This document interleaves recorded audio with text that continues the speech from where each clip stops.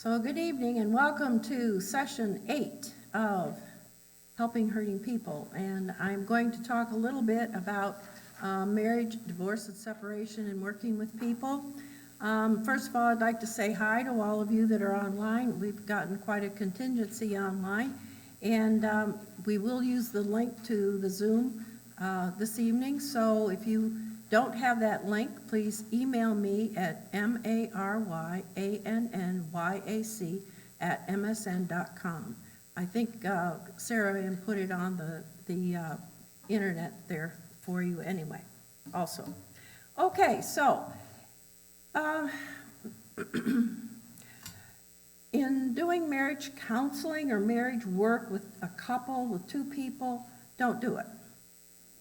Just do not do it. You're not qualified. You don't want to get into it.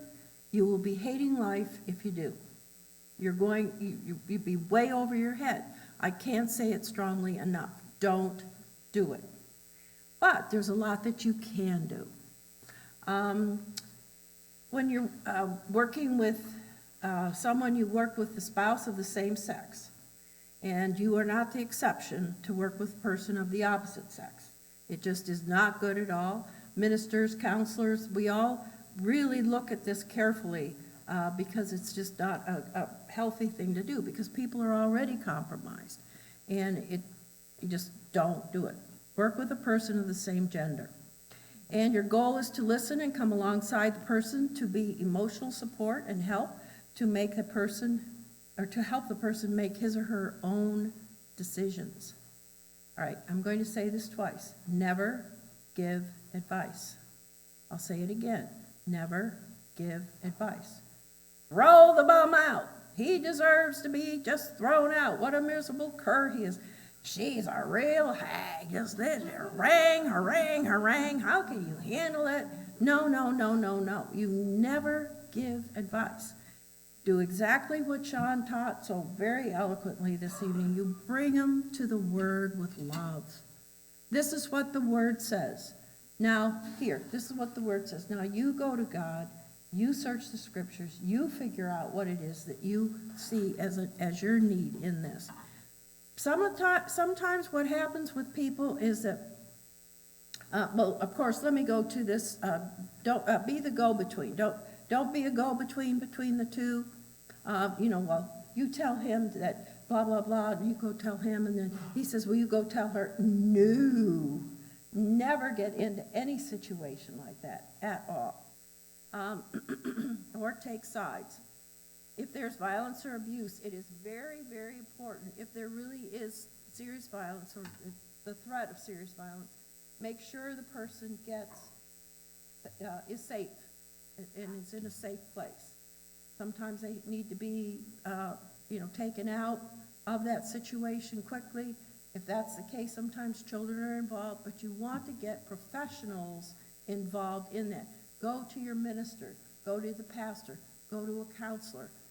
There are many, many local resources like Unity House and other places for people who are in these abusive situations. And it isn't just males against the females. There's a lot of abuse of females against violence with the males too. So,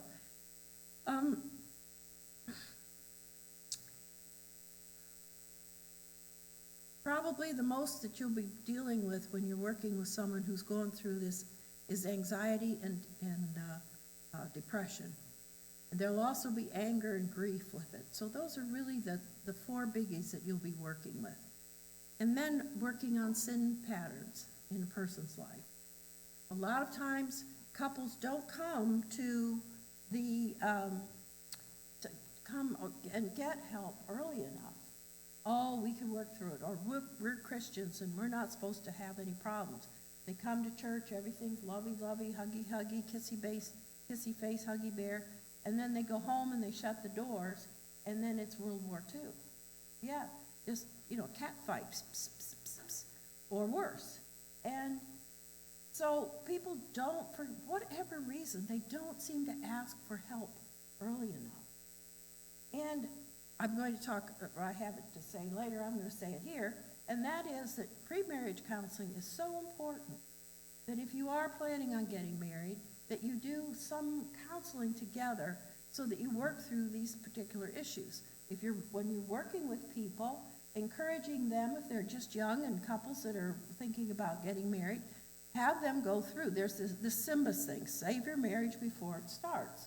It's really a good pre-marriage, you take it online, takes you about 35 minutes, and it's a 16-page report that gives you all the different areas of life that you would, spiritual, sexual, family of origin issues, financial, everything, to give you talking points to work through some of these things to see where the person is really at, because it's not all, oh, he's so wonderful, oh, she's so wonderful. No, that's going to last a little while, and then after a while, these annoying things are going to, get that love bank down on zero, and then you're in trouble. We need to help people see that it's important to ask ahead of time and to learn that you can go to counseling and get help early so that you set the pattern that when things do come up in the marriage, which they will, you can go and seek help and you know that it does work and that somebody is there to help intervene and to help the two of you work things out. So that's an important point, is to be able to ask for help before it becomes a big deal. You're going to use all the techniques we've talked about: open questions, closed questions, clarifying questions, silence, which we haven't talked much about, and I hope to get to that this evening, and your reflective listening, positive personal regard. These are all important skills to put into place when you're working with one of the spouses that's very hurt. And a lot of times what they want to do, when a person wants to vent, I can't believe he left the toothpaste with it squeezed in the middle again, and rah, rah, rah, whatever it is, or, I'm making light of it, but some of these issues are very, very serious, and they're very hard to deal with. So it's important that we listen and we validate how the person is feeling about it, and just be able to do that positive personal regard so that you come alongside and the person knows, okay, somebody's hearing me. You don't have to agree with them. That's not the point. The point is to let the person kind of go, bleh, kind of throw up on the floor, and they get that over with, and then they feel better. The person feels better, and then you can start with, okay, so what really are we looking at here? So what really do you see as the big problem here? What's going on? Now, when anyone does marriage counseling, what we do is it's not the couple, it's not each person that is the client. The client is the marriage. The client is the marriage. And what is it that each individual is bringing to that marriage? Well, he's very, let's say, very slack in finances, and he doesn't think it's important to get a job and hold a job, and she does this and she does that. So these are the things that they have to look at, the individual sin patterns that they have that are just not what the word says, to be able then to make the marriage work. So I have to take, this person here has to take responsibility for her actions, go to God, change these sin patterns. This person here, the man, needs to go to God, take care of his sin patterns, and change so that then the marriage can be better. If there's forgiveness, bitterness, resentment, this person has to deal with forgiveness, bitterness, and resentment. This person has an anger issue. It has to deal with that so that then the marriage can be better. Now, if you allow a couple that come in and they're already, fussed up, you let them come in. Of course, like I said, you're not going to be doing couples counseling, but I'm going to suggest to you some of the things that may be going on. And one of them, that's okay. Oh. Right. You see my belly.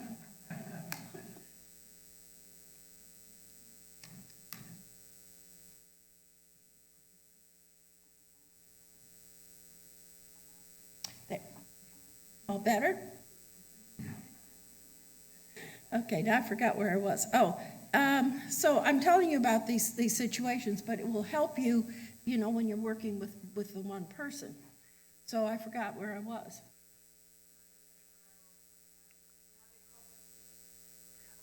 Oh, they both come in. What they want to do is say, well, if she just wouldn't, well, if he would, well, if he, this is what it ends up with, and that's not the way it goes.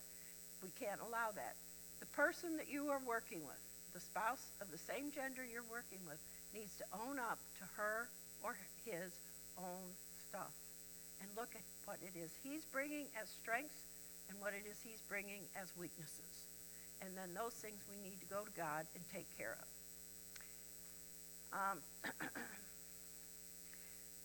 Sometimes just someone to hear and just to listen with that positive personal regard is so important, because finally somebody hears me, but then yet is willing to speak the word to me and show me what it is, where things are going awry, so that I can get help. And again, if we do it soon enough, it's not like it's this big gaping hole that's oozing ugly stuff. It's just something that's a little scratch. Okay, let's mend this up. Let's get this on the right track. On your papers, I have there about 3 things for prioritizing your marriage. These are things that you can point people to, and one is to prioritize the marriage. In Genesis 2:4, it's 24. It says that tells you there that your children are not going to be with you forever. This child rearing part, maybe 30 years of your marriage may have children in it. Then they grow up and they go, and that's why they're not supposed to be 45 and in your basement. It's just, that's not how God planned it. So, that's how it's supposed to go. So, being able to prioritize that time together, encouraging the spouse to figure out how could you plan 15, 20 minutes a day where the two of you just connect. You don't talk about the kids. You're not talking about any custodial issues or how lousy work is. You just connect with each other. How are you doing? What's going on with you? Anything I can do for you? At least once a day, try to do that. Some people like, shooting the text back and forth. You need face-to-face time with one another in doing that. And then at least once every 2 weeks, encourage the person to take a night out, or Matthew calls them staycations. I guess that's kind of a new word now, staycation, where the grandparents take the kids out and they stay home. There are a lot of ways to do this. You need to help people look at what some of the options are and help them to see outside the 9 dots, because they're so like this in their problem, they aren't willing to look and see what is that they can do. It is very good once a year at least for a couple to get away for a long weekend or a week where just the two of them spend sweet time together at some fun place, and they go and they just have no kids and they go and have a good time. And you're not going and staying with Aunt Bertha. You go and you're by yourselves and you're doing things that you two enjoy doing. Because couples need to have recreation together. Sometimes a lot of the downfall with couples is that they don't have anything they enjoy doing together. And so it's important that you help the spouse look at, well, what do you do for entertainment, for fun? Well, there is something besides sex, and you could go out and you could have some, one man laughed anyway. You can go to do some fun things. Some couples like to ski. Some like to snowshoe. Some like to just go on hikes and do things like that. Finding something that the two of you really, the two of them, but to help the spouse to figure out what it is that they really enjoy doing. Then the third one was have a healthy support system. We want to keep people around to speak words of wisdom to you in the Word. If your work is not supportive of marriage, make special changes so that does not wear down the marital happiness. Working with a young couple that are trying to figure out getting married, and he works these incredible hours at night. And he's just gone, and then during the day he wants to sleep. Well, she works during the day. By the time he gets home, it's just this really weird, dynamic. So they have to put other things in place and work through, because this is his job, this is her job, and right now they can't just switch jobs. And so they have to work through how they are going to manage this so that they can carve out this time. So I think those are the high points of what I want to cover with this, because it really what it is you are working with, the person is going to be depressed. The person is going to be sad. There's going to be depressive episodes. The person's going to be anxious. Well, what if he does leave? Well, what's going to happen? How are my finances? What am I going to do with the kids? What of this? What of that? The point is to keep bringing them back to what can we do? What has worked before? Where were the high points? Where were the good points in your marriage? Why did you marry him in the first place? Why did you marry her in the first place? And when they're really conflicted, they'll go, I don't know, I have absolutely no reason. No, I can't even think of what it is. I probably was high on coke or something when I did it. I don't know, So we really have to help the person, to ground the person. What has worked? What are the strengths? What do you bring to this that's really helpful? And when there's things that they're bringing that aren't helpful, how can we then go to the Word and figure out how to have a soft answer, how to, do some of these things that are the hard things to do. I was sharing with Sean earlier, I think last week, a wonderful situation happened where it was a believing wife and an unbelieving husband, basically, and it was just really not a good situation at all. And the love of God that she shed abroad in her heart for forgiveness, care, compassion, maybe, he didn't deserve all of that from some standpoints, but from God's standpoint, he did. And she gave that to him, and it was like, it saved the man's life, I think. I really do. We'll see, but it was incredible to see that love that was given towards him. I've seen marriages where there have been multiple affairs, and they've been healed. God has helped the two of them get through it, and they have very strong, healthy marriages. All right, so I'll entertain questions later if you may have a few questions on any of this. What I'd like to do is go back and look at panic disorder. That was on your sheet last week. Talks about panic disorder. A panic attack is the abrupt onset of intense fear or discomfort that reaches a peak within minutes and includes at least 4 of the following symptoms: palpitations, pounding heart, accelerated heart rate, sweating, trembling or shaking, sensations of shortness of breath or smothering. You think you're going to die. Have any of you had a panic attack? You have? A few of you? It really is a horrific place to be in, because your body, all of a sudden, it's like it's taken on a life of its own. And it is. And once we get into the full panic attack, your body is just doing what it has to do. It's going to do this panic thing until it's gone. I can go into, a lot of the physiological pieces about it, but very simply and very elementary, I will explain that what happens is that we get into the sympathetic nervous system. That's the fight or flight, flee or fold. The amygdala, which is in the mid-limbic system, it's about the size of an almond. There's 2 of them, about the size of an almond. And it's the firehouse, and it suspects that there's trouble, and we're in big trouble. So it yells, fire, fire, fire, fire! And then immediately it yells at the pituitary, and the pituitary goes, whack, whack, whack. The pituitary gland back there goes, oh, okay, adrenaline, cortisol, hormones, adrenaline, cortisol. And that stuff could put a horse down. I swear, that stuff is really tough stuff. And it goes, whoo, like this into your body. 7th grade physiology, what happens? When you get in the sympathetic nervous system, the blood goes where? From the internal organs out to the large muscles. The heart goes pushing that blood more and more. And then you're breathing, and then your eyes dilate.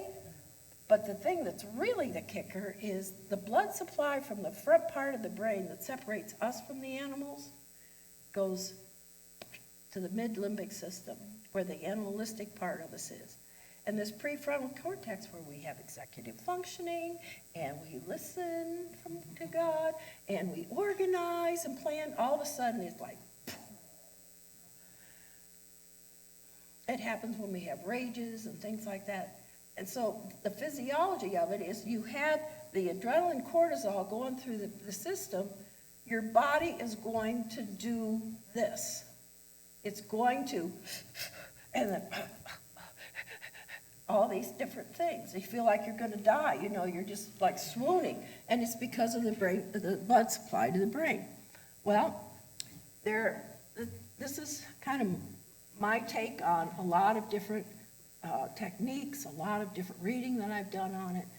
And if you can help people to do this, first thing you do, as soon as you think that this panic attack is beginning, we have 1.5 minutes to 2 minutes to really shut it down. After 2 minutes or so, that adrenaline is gone, the cortisol is gone, and the body's going to start doing what it's going to do. It's just going to happen. So the first thing you do is you say, God, help me. Just a quick prayer, God, help me. Then the next thing you say real quick after that is, am I dying here? Does somebody have a gun to my head? Am I tied on the railroad tracks and there's a train coming and I can't get up? Am I on the edge of a cliff here and I'm going to slip off? And it's like 400 feet down? No. The answer is no. I am not dying here. If you're not dying, you don't need the sympathetic nervous system, because that's for running fast to get out of something, to lift up a car from somebody that's been run over. It's, you know, that intense thing. We're only intended to be in that at a very, very short periods of time for emergencies. So, God help me. Am I dying here? No. What's the problem?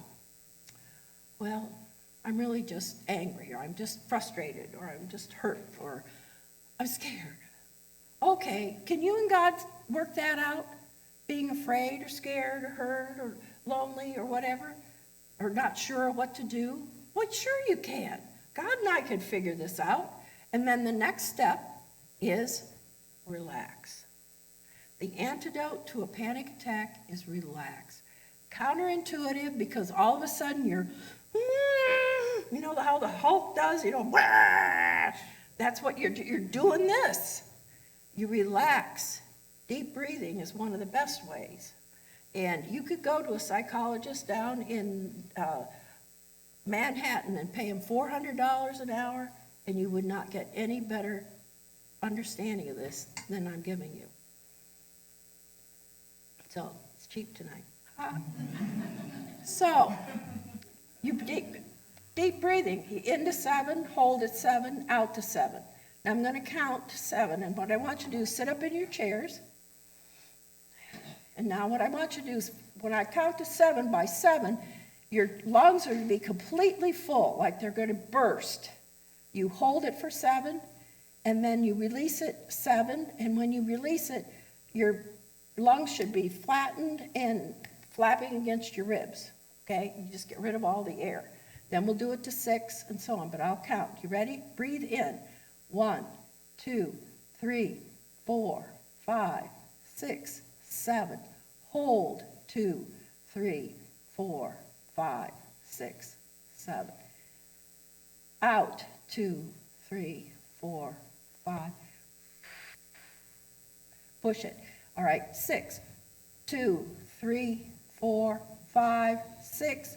Hold. 2, 3, 4, 5, 6. Push it out. 2, 3, 4, 5, 6. In. 2, 3, 4, 5. Out. 2, 3, 4, 5. Oh, I forgot hold. Are you relaxed now? You get the idea. Okay, but that's what you do. And another one is, you have two, and this is a real good one. You could do this anywhere, nobody knows you're doing it. You have two bones here, and then when you sit down, you have those two bones that you sit on. They call them little sit bones. Here at the bottom. If you drew a plane, you drew a plane like this, and this was a flat thing, there's a whole group of muscles there in that lower pelvic area. And then what you do is you kind of like relax those muscles and just spread them out. And this is indelicate, but it almost feels like you're going to the bathroom. You're not, though. You just, please, I charge of cleaning the chairs, no thank you. But you just relax it, and you spread those muscles out. Just spread them out. And what that does is there's a vagus nerve at the bottom of the spine. And the vagus nerve then receives from these muscles that, hey, we're relaxed here. We're relaxed. I don't know what's the matter with the rest of you up there, but we're relaxed. Sends the signal up to the brain, and the brain goes, oh, okay, we're relaxed, all right, fine. And it changes, and it stops putting out the cortisol and the adrenaline. So it is a physiological thing. All right, so you're in the panic attack. Give me your bag. I'm hyperventilating, whatever I'm doing. Oh, I'm going to die, I got to go to the hospital. No. Relax. And then what we have to do is picture ourselves as if we were on Waikiki Beach watching the waves come in and the surfers out here.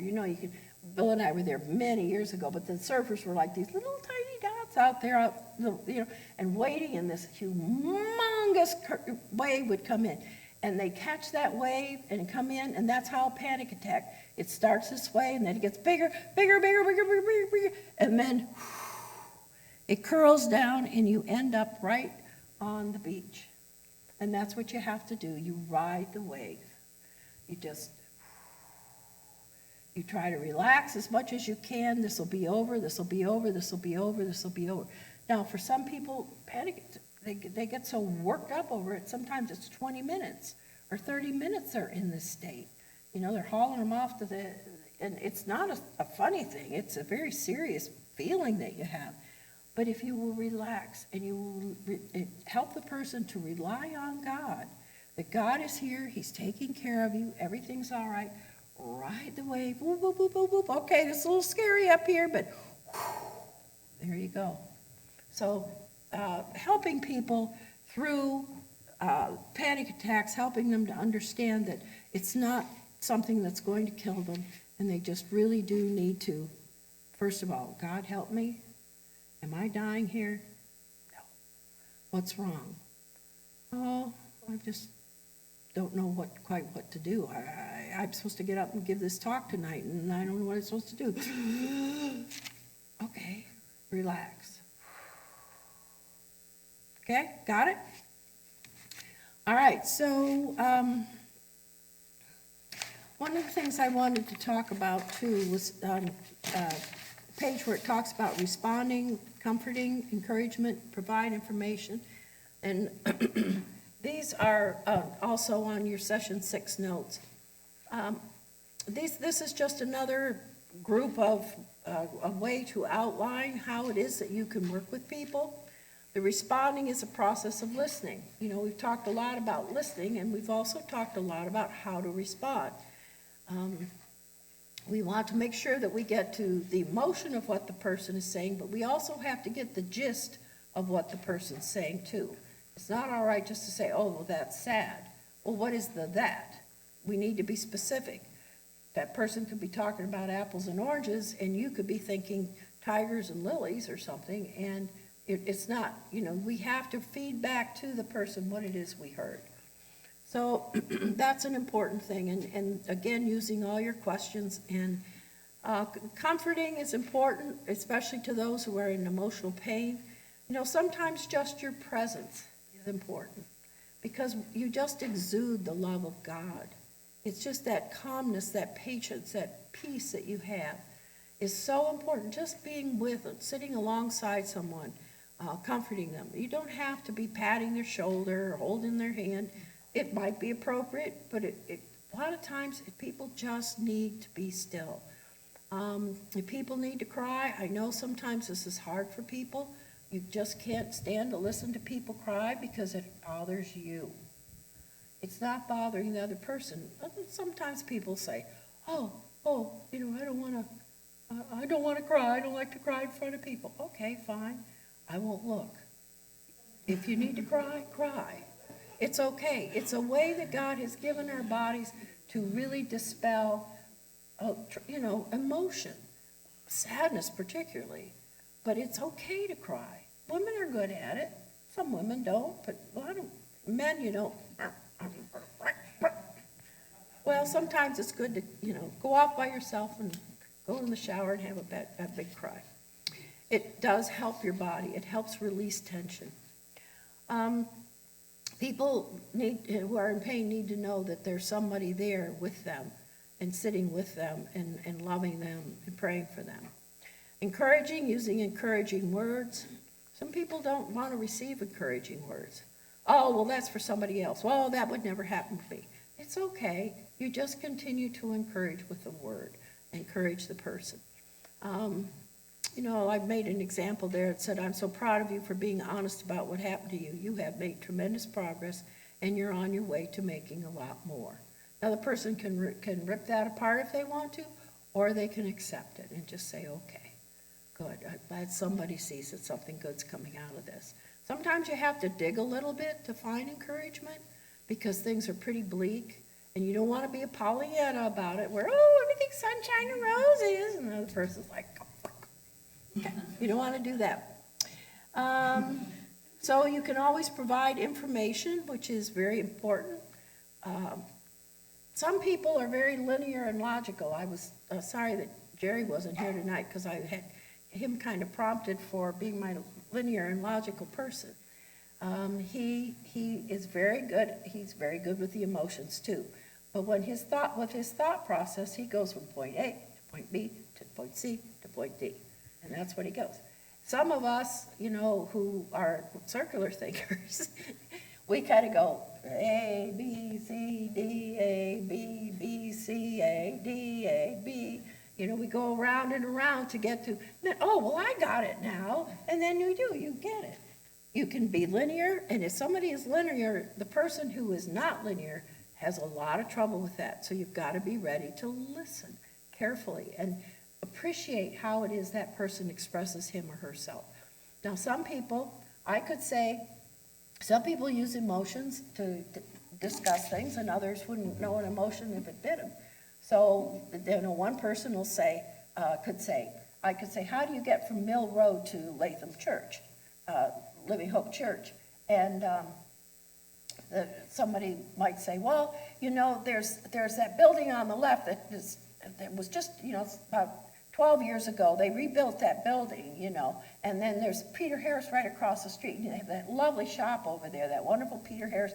It's such fun to go in there. Well, you turn right, but you got to be careful because that, people kind of go through that life. So then you turn left there at Connett, and right there at Connett, there's that beauty shop that's there. There's this other thing that's there. And I really like that shop. That shop's really good. They use a lot of emotion about telling about just going from here to here. And the other person say, you're at Mill Road, you turn right, make a first left, you go to Connett, turn left, and it's 0.2 of a mile, you're there, And that's like, oh, great, I like listening to that. And other people are like, what? You really like the lunch at Scarborough's you had there last week, and you're telling me about that, So it's just differences in how people talk. So, and we want to definitely help people to live a balanced life. Brain inflammation, this is a big thing. Brain inflammation and immune system issues are huge. A lot of people's depression, anxiety, is due to brain inflammation. Yeah, my head's on fire, I guess.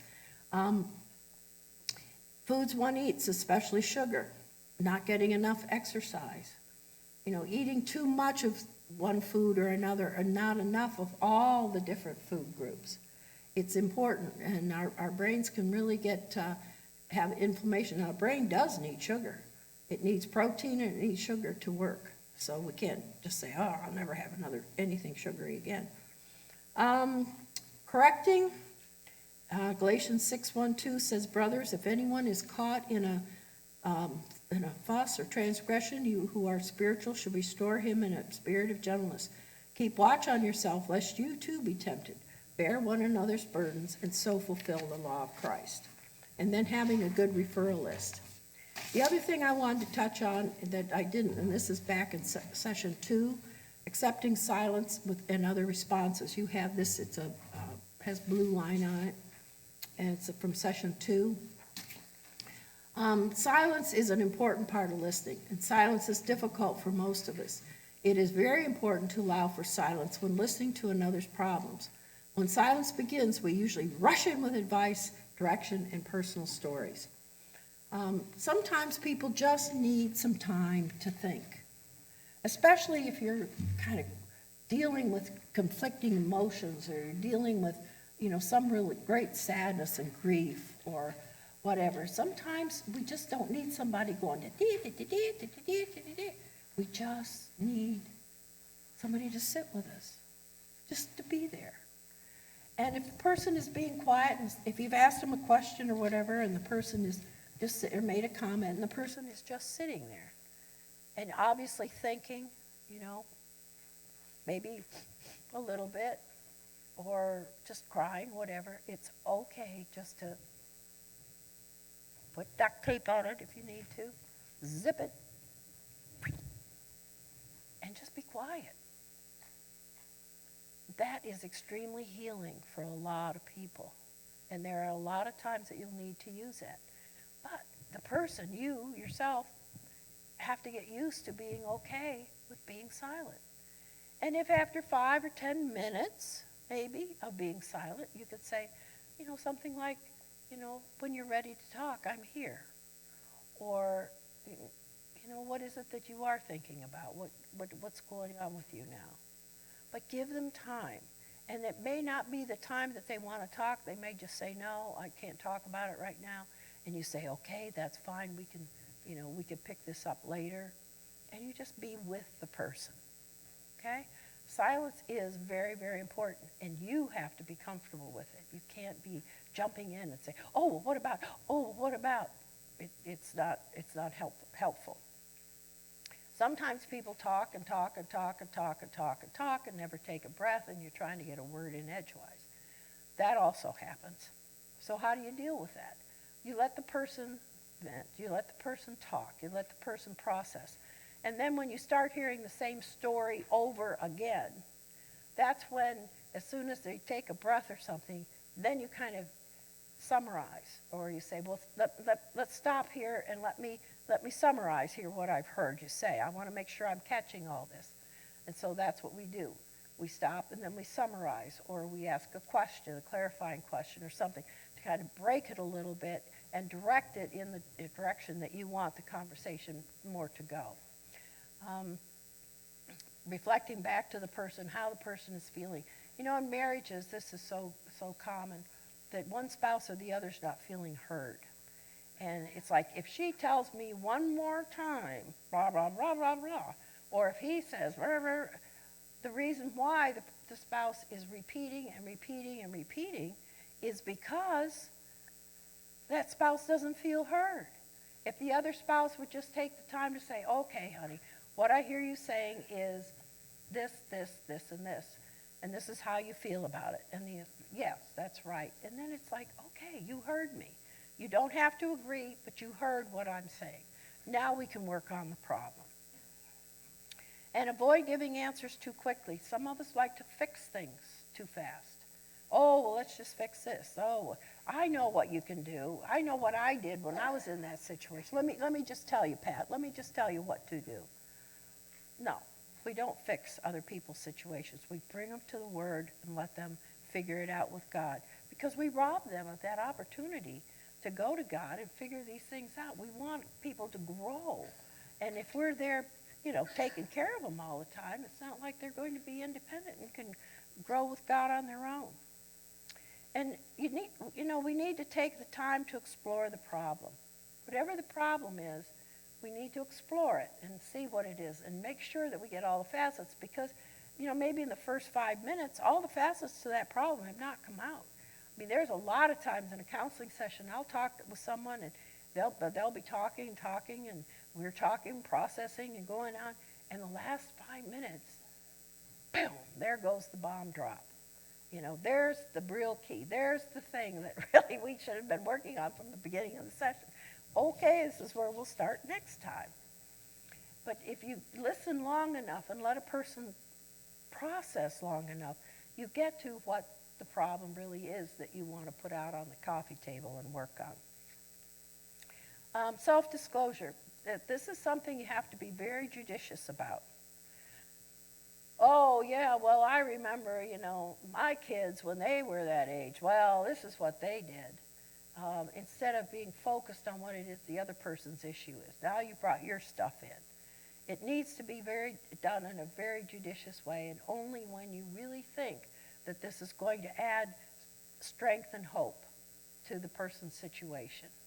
And it can't be a long, drawn-out, half-hour dissertation on what your kids did or didn't do. It needs to be very succinct and clear, and this is going to help this person have strength and hope in their situation. And our responses are to assist in comforting, encourage, provide information, and if necessary, correction. Now, the suicidality piece, I have this, but I didn't copy it off, so I'll have it for you next week. You can go online and find information on how to assess for suicidality. Again, the basic thing is if the person has a plan. If the person has, I've got my car keys and I'm going to go do this, you don't let them drive. You call the police, you do whatever you have to if it gets to that situation. Now, people will say, I just don't want to be here, life would be better without me, this is too hard for me. Okay, process it, talk about it, see where it's going. And because, that's a common thing, that's not uncommon. All right? So does anyone have any questions on anything that I covered so far? Okay, so what I would like for you to do is get your little community sheet out there. And I would like for you to work in threes. Let's see, 1, 2, 3, 4, 5, 6, wait a minute, 1, 2, 3, 4, 5, 6, 7, 8, 9, 10, 11, 12, 13, 14. All right, so if we have, what's 14 divided by 3? 4 with 2 left over? In my whiz-bang math thing there. So we can have 2 groups of 4 and other groups of 3. So if you will arrange yourself in such a way, and what I would like for you to do is just read through that scenario there with Fred, right? That's Fred. Okay, Fred and you. Read through that, see what Fred says, and then do the you part. And then there's some suggestions at the bottom of it for you to work through with your good listening skills that you've gotten. And I'm really thankful that you're here and you're wanting to do this because, like I said the last time, you really are on the front lines. This is important stuff. So, okay.